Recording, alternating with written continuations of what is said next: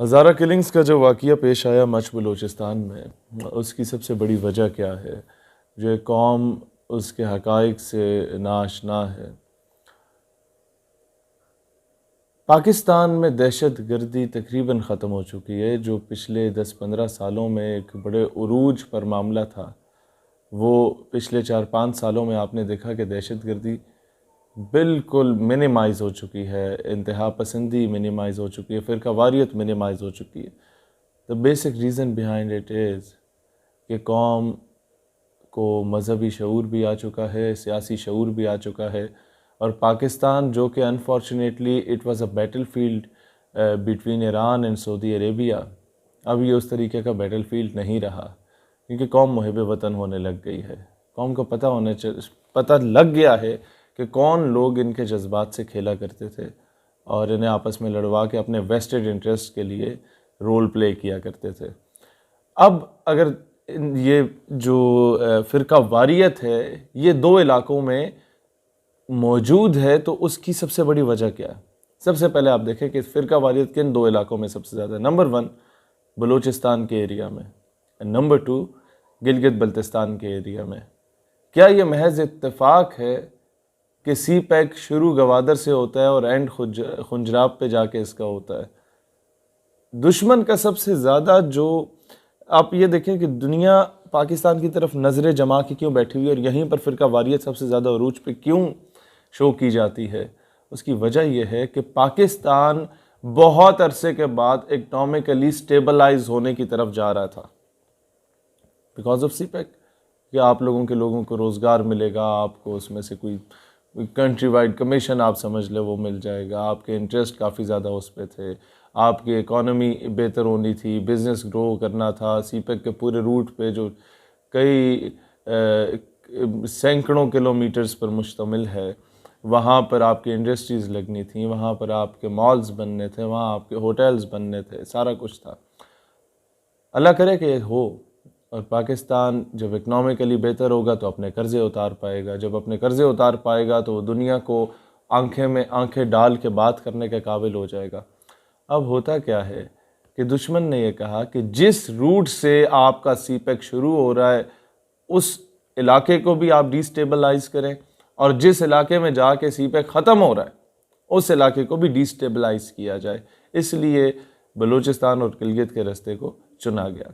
अब इसमें जो पहली चाल दुश्मन ने चली थी वो ये थी कि सेपरेटिस्ट मूवमेंट को लॉन्च किया जाए बलूचिस्तान में, उन्हें पीक पे लेके जाया जाए। बलूचिस्तान लिबरेशन आर्मी बनी, फिर बलूचिस्तान रिपब्लिकन आर्मी बनी, फिर BSO आज़ाद बनाई गई, फिर बलूचिस्तान लिबरेशन फ्रंट बना, फिर इन सब का एक अलाइंस बना दिया गया, और फिर देखा कि यार इन लोगों को एंटी स्टेट किया जाए। फिर बाद में ये पता चला कि जनाब नहीं, ये तो बलूचिस्तान वाले आज भी पाकिस्तान के लिए अपनी जानों का नजराना देने के लिए तैयार हैं। मसला क्या है? यहाँ की पब्लिक को पॉलिसीज़ से इख्तलाफ है, स्टेट की पॉलिसी से या फोर्सेस की पॉलिसी से या उनके रवैये से। ठीक है, इख्तलाफ राय हो सकता है, ये कोई इतना बड़ा मसला नहीं है, लेकिन एंटी स्टेट चले जाना वो मसला हो सकता है कि आप एक नए बांग्लादेश की तरफ जा रहे हैं। अब उसमें क्या हुआ, जो मैं ख़ुद इस चीज़ को जानता हूँ कि जनरल आमिर रियाज ने और इससे पहले जनरल नासिर खान जंजुआ, ये 2 लोग हैं जिनको मैंने बड़ा करीब से इन लोगों का रोल देखा बलूचिस्तान में, कि इन्होंने सिविलियंस को सीने से लगाना शुरू किया, जो कि एक बड़ी अनएक्सपेक्टेड किस्म की सूरत हाल थी कि ऐसी सिचुएशन में सीने से लगाना, लोगों को ऑपोजिशन को ऑन बोर्ड लेना, गवर्नमेंट को, ऑपोजिशन जमातों को एक प्लेटफॉर्म पे ले आना बलूचिस्तान में अमन व अमान के क़याम के लिए, तो उन्होंने बड़ा पॉजिटिव रोल प्ले किया। उसके बाद ये मामला काफ़ी हद तक बेहतर हुए। माजी में जो हमने गलतियाँ की, वो सबसे बड़ी गलतियाँ क्या थीं? मुज़ाकरात वाली जगह पे झंडा चलाते थे। फॉर एग्ज़ाम्पल आप नवाब अकबर बुगटी का मामला देखें, आप लाल मस्जिद का मामला देखें, आप मंजूर पश्तीन का मामला देखें, आप इंटीरियर सिंध का मामला देखें। ये आपके अपने लोग हैं, इनको सीने से लगाओगे तो पाकिस्तान मुस्तहकम होगा। आपके लिए क्या जाता था? राव अनवार जैसे एक आध बंदे को आप अगर सज़ा दे देते हैं तो पूरा सूबा आपका आपके मुखालिफ खड़ा ना होता। खैर, ये समझदार के लिए इशारा काफ़ी है, मैं टेक्निकल पॉइंट समझाने की कोशिश कर रहा हूँ। और जहाँ पर डंडा चलाना चाहिए था वहाँ मुज़ाकरात कराते हैं। अब डंडा कहाँ चलाना चाहिए था? कुलभूषण यादव के मामले में, अभिनंदन के मामले में, रेमन डेविस के मामले में, कर्नल जोसेफ के मामले में, इन सबको बाइज्जत तौर पे बरी कर दिया। एक को जेल में रखा हुआ है, वो भी फैमिली के साथ भी मिलाया जा रहा है। दुनिया में बताया जा रहा है कि जी पाकिस्तान तो बड़ा ख्याल रख रहा है। ओ भाई, दुनिया का कानून है, जिसकी लाठी उसकी भैंस, दो दो लेतर लगाओ इन लोगों को। खैर, मैं ये इस पे किसी और दिन तफसील से बात होगी कि क्या करना चाहिए था। और रेमन डेविस और कर्नल जोसेफ पे तो कोई दूसरी राय थी नहीं कि उन्हें रिहा करने की, तो की क्या बनती थी? आप यही कहते थे कि जिस जहाज़ में रेमन डेविस को लेने आप तशरीफ़ ला रहे हैं, उसी जहाज़ में डॉक्टर आफिया को भेज दें, हम रेमन डेविस आपको दे देते हैं। लेकिन नहीं किया। अभी जब डॉक्टर आफिया की बात की जाती है तो कहते हो आपको पता नहीं है कि शकील आफरीदी को वो मांगेंगे। तो भाई ऐसे घुघू क्यों बने हुए हो? कर्नल जोसेफ के मामले में डॉक्टर आफिया को कर लेते। खैर, अब क्या है कि दूसरी तरफ गिलगित में भी ये बात शुरू करवाना की गई कि जनाब आप सेपरेटिस्ट मूवमेंट्स लॉन्च कर लें। वहां पर भी बहुत बुरी तरह हिंदुस्तान नाकाम हो गया। जब वो नाकाम हुआ तो उसने कहा कि अब दूसरा खेल रचाया जाए, और वो खेल क्या था कि पाकिस्तान में फिरका वारियत को आम किया जाए, स्पेशली गिलगित और बलूचिस्तान के एरियाज में। जब एक जगह डिस्टेबलाइज हो जाती है, वहां पर फिरका वारियत होती है, कत्लो गारत शुरू होती है, या लसानियत की बुनियाद पर कत्लो गारत शुरू होती है, तो वहां पर इंटरनेशनल इन्वेस्टर नहीं आता। वो आते हुए 100 मरतबा सोचता है कि मैं यहाँ अपना पैसा इन्वेस्ट करूंगा तो मुझे मिलेगा क्या उसके रिवॉर्ड में। तो ये वो दुश्मन की चाल है। वरना अगर ये फिरका वारियत का मामला होता तो मासूम मजदूरों को बेचारों को ना मारा जाता। ये मामला फिरका वारियत का होता तो किसी बड़े मौलवी या किसी बड़े जाकिर को या किसी बड़े पीर को निशाना बनाया जाता। आप ये बात सोचें कि पाकिस्तान में सिर्फ फिरका वारियत के लिए जो सबसे आसान इनके पास चीज़ रह गई थी वो ये थी कि बेचारे मज़दूरों को उठाओ, उनके चेहरे मस करो। और मुझे तो नींद नहीं आई जब मैंने उस माँ को देखा जो कह रही थी कि मेरे तो 5 घर में जो है ना बच्चे मैं गवाह बैठी हूँ और जनाजा उठाने के लिए कोई मर्द मौजूद नहीं है। और वज़ीर आज़म साहब का एक मुंशी जाके कहता है कि जनाब वज़ीर आज़म आ जाएंगे तो आपको क्या मिलेगा। खैर, इन्हें बड़ापन दिखाना चाहिए। मैं सारे पॉलिटिकल चीज़ों से निकल के कर रहा हूँ, क्योंकि एक मुहिब वतन पाकिस्तानी जब पाकिस्तान मुश्किल वक्त में होता है तो वो ये नहीं देखता कि मैं गवर्नमेंट का हामी हूँ या अपोजिशन का हामी हूँ। वो वही मशवरा देगा जिससे पाकिस्तान का फ़ायदा है। पाकिस्तान का फ़ायदा किस में है कि नंबर 1, इमरान खान साहब आप अभी तशरीफ़ ले जाएँ। आप जैसे तैसे भी वज़ीर आज़म बने, अब हैं तो वज़ीर आज़म, अब जाएँ उधर और मामलात को सॉल्व करें। वो लोग, उन लोगों ने अभी तक अपनी मैयतों को नहीं दफनाया, उन्हें दफनाएं। और नंबर 2, आप लोगों ने अभी जाके, मैं काफ़ी ज़्यादा सेटिस्फाइड हूँ कि जूनागढ़ की मूवमेंट को थोड़ा सा परवान चढ़ाया गया।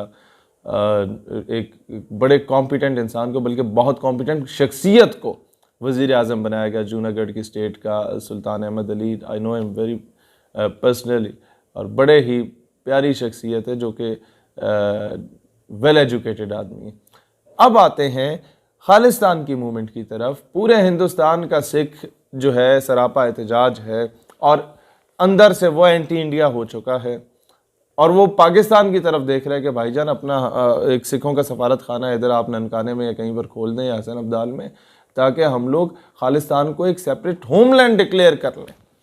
तो इस पे काम होना चाहिए।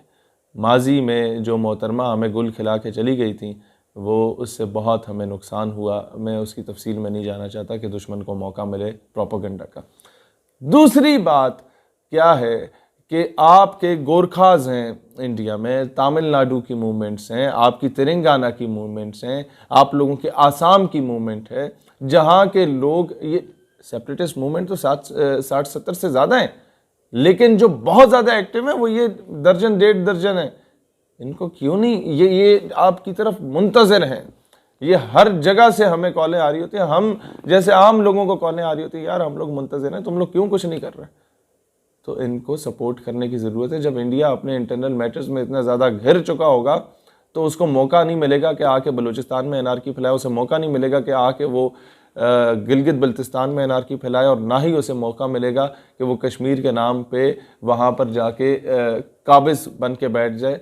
वो कश्मीर से वैसे ही बैकफुट पे चला जाएगा जब वो अपने इंटरनल मैटर्स में इतना ज़्यादा घिर चुका होगा।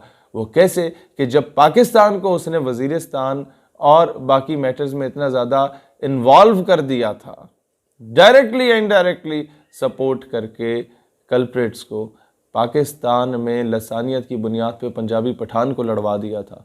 तो पाकिस्तान में जब भी कश्मीर की आवाज़ उठती थी तो एक नैरेटिव ये सो कॉल्ड लिबरल माफिया का आता था, पहले अपने मुल्क के हालात को बेहतर करो फिर कश्मीर का सोचना। इसी तरीके से आप जब हिंदुस्तान को उसके अपने अंदरूनी मसाइल में इतना धकेल देंगे, जो कि वो तैयार हैं खुद को धकेलने में, लेकिन आप चाहते नहीं हैं, आप लोगों की प्रायोरिटीज़ ये हैं नवाज शरीफ का जी एसी ले निकाल दो, उसका हीटर जेल से निकाल दो, नवाज शरीफ को दफ़ा करो, उसकी जायदादें बेच के कौम का कर्जा उतारो। तुम्हारी इतनी थर्ड क्लास सोच है कि जी जेल से हम लोग एसी निकाल देंगे, बेवकूफ़ आदमी। मतलब मुझे इसमें कोई शक नहीं कि इमरान खान पाकिस्तान से प्यार करता है, लेकिन इस ढगे को पता ही नहीं है कि एक स्टेट को चलाना कैसे है। वो छक्के ठीक मार लेता था, गेंदे भी ठीक करा देता था, लेकिन रियासत को रन करना कैसे है। आपके अंदर जो लोग बैठे हुए हैं उन लोगों को, ये तो मैं एक और भी बात करूँ, ज़रा शहजाद अकबर साहब पे भी नज़र रखें, ये कौन है, कहाँ से लाए गए, कैसे लाए गए, ये सारी चीज़ों पे इनडायरेक्टली मैं अब ये सारी बातें कर रहा हूँ कि ये ऐसी चीज़ें हैं जो इस वक्त हम डायरेक्टली करेंगे तो बड़े फसाद बरपा होंगे। लेकिन खुदा का वास्ता है पाकिस्तान की स्टेबिलिटी पे आंच ना आने दें, और इस वक्त हिंदुस्तान को उस नहज पे आप पहुंचा सकते हैं कि जब वो पाकिस्तान की तरफ देखे तो हिंदुस्तान का अपना बनिया उठ के बोले कि पहले हिंदुस्तान को बेहतर करो फिर पाकिस्तान के बारे में बात करना। आपका जब सिटीज़नशिप एक्ट की बात आई हिंदुस्तान में, पूरे इंडिया का मुसलमान एंटी स्टेट हो चुका था, आप उसे 2 झंडे पाकिस्तान के नहीं पकड़वा सके। वो एक नया पाकिस्तान बनना था हिंदुस्तान के अंदर। हैदराबाद दक्कन की मूवमेंट्स अपने अरूज पे थी, जूनागढ़ की मूवमेंट्स अपने अरूज पे थी, बल्कि दिल्ली, लखनऊ, मुंबई का मुसलमान सड़क पे आ चुका था, वो एक हो चुका था। अलीगढ़ यूनिवर्सिटी के बच्चों को आप देखते, जामिया मिलिया दिल्ली के बच्चों को आप लोग देखते, लेकिन उस पर फोकस नहीं किया गया। अगर फोकस किया जाता तो आज ये धमाके ना होते। पाकिस्तान हमेशा जिंदाबाद।